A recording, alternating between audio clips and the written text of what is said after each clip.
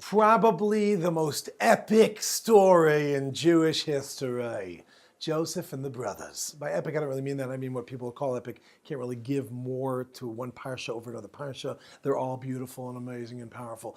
But there's one idea I'd like to draw out of this week's portion, and that is Parashat Vayigash, assuming this is when you are watching it. If you're not, then it was last week or in a week from now. Okay? Now, what happens is we know Yosef and the brothers finally meet up after a long time, and we have the whole storyline where they get thrown down, and he ends up in Egypt, and he goes into the prison, he comes out to 12 years, he becomes a viceroy of Egypt, then the brothers come and they visit him, and they come and visit him. What happens? They come along, and then they have a whole storyline. He puts them in a predicament where they don't know that he's Yosef, and he knows that they're the brothers, and he eventually says, you got to bring Binyamin down, you got to bring Benjamin down over here, and then we'll have a little discussion. What ends up happening, at the end of the day, they go and they plant a little goblet, a cup, a kos. If you don't know the story, then I can't really help you that much. Look into the parsha, you'll see the storyline, right? But this is the basic gist. And they go and he says, that's it, I am keeping Binyamin, you're not getting him back. Now, over this entire time period, as they go ahead and they're meeting each other over and over and over again, Yosef asks the following question, or tzafnas paneach, if you prefer, asks the following question. He goes and he says, is your dad still alive? Is your dad still alive? Is your dad still alive? Over and over, he asks them this question. It's a little bit strange almost how many times that he asks them. Okay, let's fast forward now. Then Benjamin becomes the guy who goes in, he takes the goblet. He doesn't really take the goblet. Benjamin, Binyamin, and by goblet, I mean the coast. And what happens? He goes there and he says that he will be my Eved. But we know that Yehuda steps up to the plate right in the beginning. Vayigash elav Yehuda, vayomer biadoni. What happens? That comes along Yehuda, the fourth of the tribes.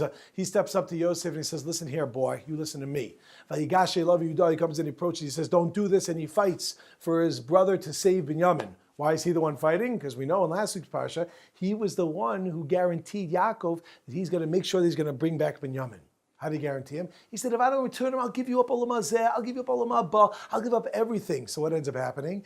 Yosef is going to take Binyamin, he's going to take him into captivity forever. Yehuda sees his life flash before his eyes. He's like, that's it, I'm giving up olam hazeh, I'm giving up olam haba. I got to do something quick. So he's the one that approaches because he's got everything on the line. You actually see that, says the Vilna Gaon, in the trup, in the cantillation marks. We know where the lane has a little noises there, right? Vayigash elav, which on top of it goes kadma v'azla, which we know in Aramaic means got up and went, Rivi, the fourth son. Why get up and went the fourth son, says the trop? Because munach, he was munach, what was placed there on the line, zarka, he was throwing away segol, his inheritance. He was throwing away his olam hazeh, olam haba, the Vilna Gaon. Even on the trop itself, it's incredible. But okay, let's get further. He goes and he approaches and says, you can't do it, don't you understand? Because dad loves Binyamin so much that if you go and you take away from, he's going to die. Nafsho kshura b'nafsho, his soul is bound, interrelated and interlaced and locked with his soul. They're so connected, inextricably bound one with the other. You can't take him away. So Yosef says, oh really? Let me get this straight, okay? Let me just understand. Are you telling me that your father, is he still alive, by the way? Yeah, he's still alive. Why do you keep asking me that? He goes, okay, you're telling me that your brother is so loved by your father. Is that right? Yeah, you're getting it. You mean they love each other so much that if you take one away from the other, that one will die? Is that what you're saying? He goes, yes, you're getting the point. They are so much in love that if you separate them, my father will die. He says, oh yeah? Ani Yosef. I'm Joseph. Ha'odevichai, son, is your dad still alive? Is dad still alive? What was he saying to him?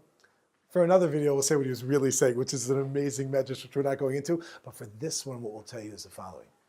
You're telling me you were so in love with him? Wasn't he in love with me so much? Isn't that why you were so jealous?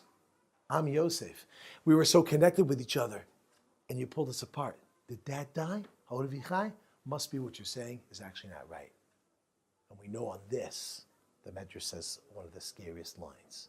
It says, Oy lanu liyom hadin, oy lanu liyom hatochacha.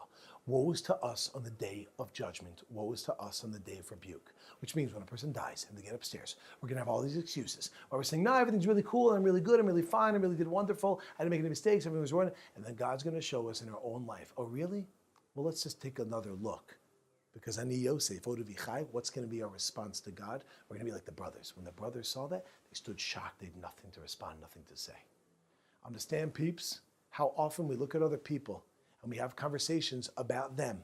And we start to say like, oh yeah, look how they're behaving, look how they're acting, look what they're doing, and look what's gonna happen because of that. Really? How about, oh man, look at your life. I'm a lot like you. It's an old song, you probably guys don't know. But if you take into the and take a look and see, or if you want to know a little more modern, it's really not so modern. I'm looking at the man, and even that's not Michael Jackson, by the way, he stole it from a poem. But at the end of the day, you go ahead and you're judging someone else, could be the very thing you're looking at them about and accusing them of, and things going to come out from that is exactly what we ourselves do. We've got to look long and hard in the mirror and take a look and see, are we living up to the way that we are holding other people accountable? And if we're not, then my friends, as always, you better check yourself before you wreck yourself. I wish you have a wonderful, wonderful Shabbos with those words of, woe is to us on the day of death, woe is us the day of rebuke. Shabbos.